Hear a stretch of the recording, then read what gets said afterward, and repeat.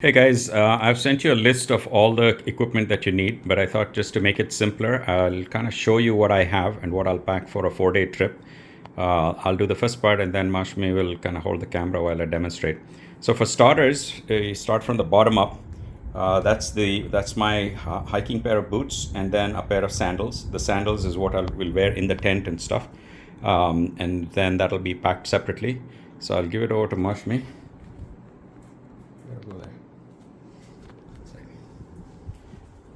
Okay, so starting from the bottom, you need 2 pairs of socks at least. Don't bring 4 pairs, 5 pairs. They will sweat, but they'll be it won't smell. So I've got a pair of slightly light trekking socks and slightly heavier ones in case it gets cold. Okay, so coming up, you need base layers. So I have 2 pairs of base layers. This is for my bottom, my pants, and this is my base layer on top.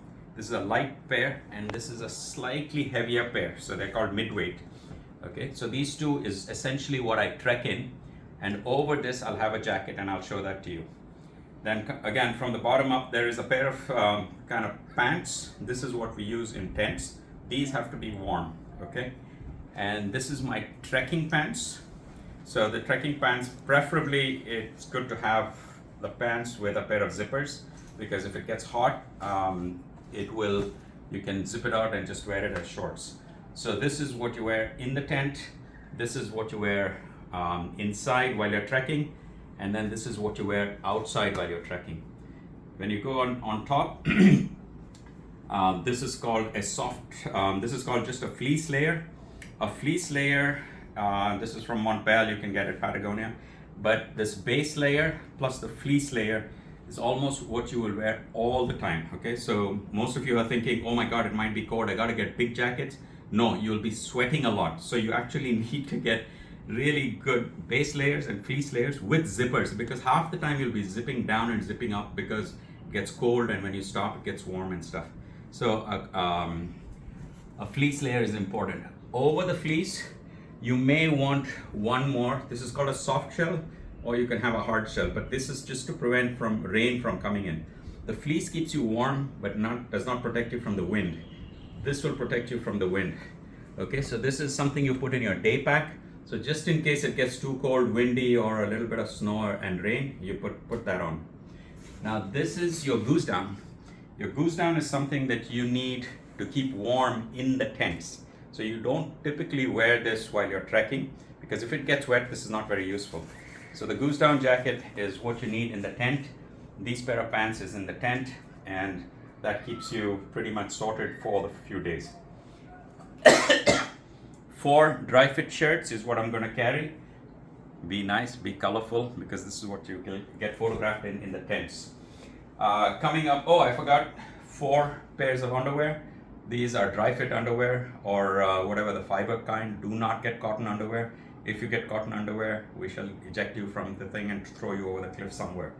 Okay, couple of gloves. So I have a fairly light pair, as you can see, and this can hold a pole and stuff. And then over that, this is an absolutely thin pair, but this is waterproof. So usually I'll wear this, and if it starts raining, I'll wear this on top. So this is a common theme. The warmth layer is this, but the waterproof layer is something else. Okay, then for the head, and on top, so we're moving up now. Typically we'll have one, buff. So this serves multiple purposes, keeps your neck warm, and at times you want to just cover your nose. So you need one buff for sure. For bald-headed guys like me, you need this skull. It's called a skull cap. For those who have hair, it can be gray or black. You don't need this guy. Okay, and then you need this fellow to keep yourself warm on the trek. And in many cases, it might get too warm, so don't try to get something which is extremely bulky. Remember, you'll be generating a lot of heat on the trek. It doesn't matter if you're a good trekker or not, looking good is always nice. So a pair of glasses, and that's needed, look good, okay, for photographs. So your fleece jacket, colorful, is good because you'll have photographs taken in it. This is colorful for tent photographs. This is colorful when you're falling down and asking for help. Now pretty much all of this will fit into a duffel bag this small. Okay, so let me show you. So you won't believe, but the t-shirts have gone in, my hats have gone in, my gloves, my base layer for the tent, my base layers for trekking, right? My trekking pants gone in.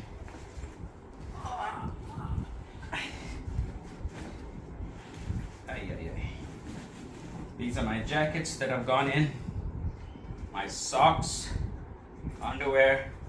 This I have to look cool. And these are poles, I'll tell you about it. And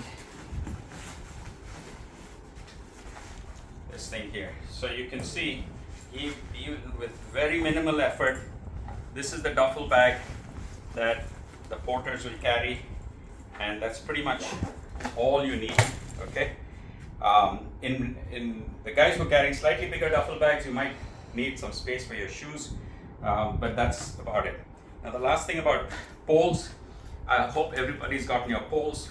Now, if you got poles with this still sticking on, this is like buying a Louis Vuitton bag and having your price tag on it, or a dress with your price tag. Nobody uses this on the trail, so if you're practicing, get this stupid thing off and practice. But these are my trekking poles. They go on my day pack, and that's pretty much it, guys.